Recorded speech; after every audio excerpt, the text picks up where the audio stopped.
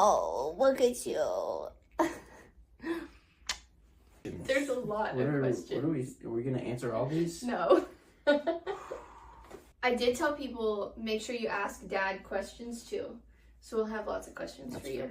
If you didn't know, we welcomed our first baby girl home this week on the 29th, which was Monday. I keep getting the days mixed up because she was born in the middle of the night. So I was like, oh, Sunday will be her birthday. But then she was born. Better than me. I told someone Tuesday. You're good. It says, is it normal to have that many people in the hospital with you?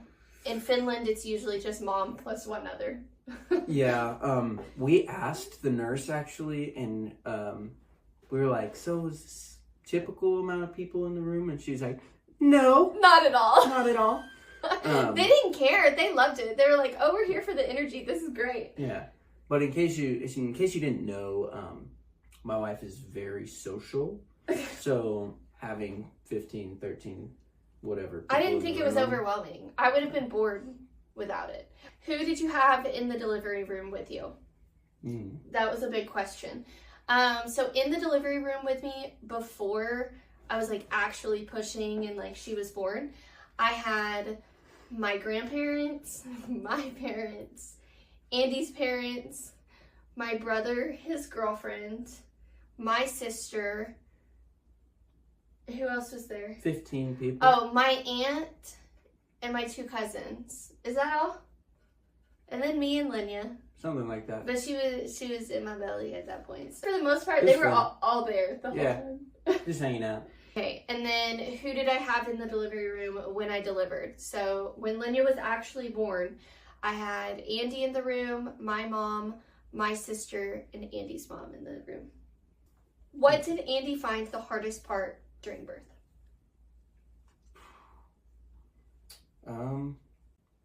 I think like before true active labor, but like as contractions were getting closer and more painful and getting real, I don't roll yourself out of my hands, girl. I found not being able to fix everything when things are starting to hurt and baby's not out yet. So like I remember he just kept coming and like putting his hands on my back, and like for some of the contractions I was like, oh thank God he did that, and then some of them I was like, go away and stop touching me. Yeah.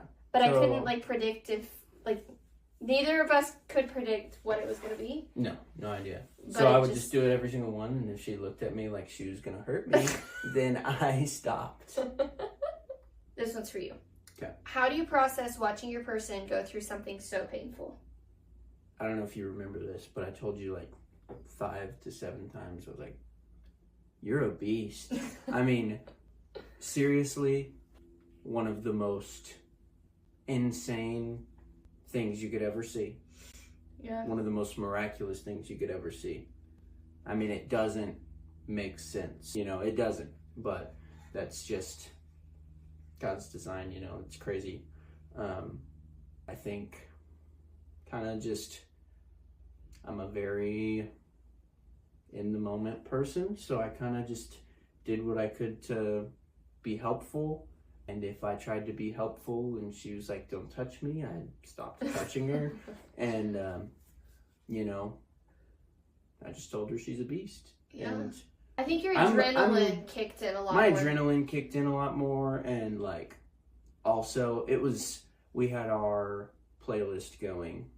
So I kind of was just singing along to the worship songs, jamming out to Brandon Lake, and just, you know, worshiping as our little baby entered the world. Yeah. So I think that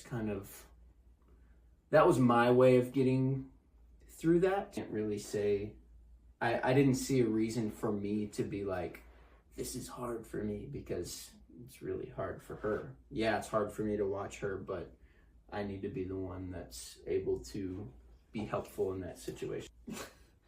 And he's staring at her. He hasn't come back for the video. Are you breastfeeding? Yes, we are breastfeeding. My milk came in. Not we. We are. Not we.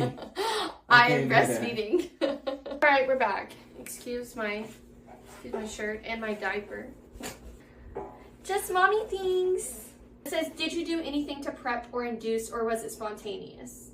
It was spontaneous. I didn't end up going into labor naturally. My water broke naturally. So there's a difference. You can go into labor and then your water can just break like after you're in labor, or your water can break but your body not put you into labor. That's what mine did. What are ways Dad felt that he most supported you? Depends on if you're talking about before or after. Postpartum, I'd say she couldn't really do much.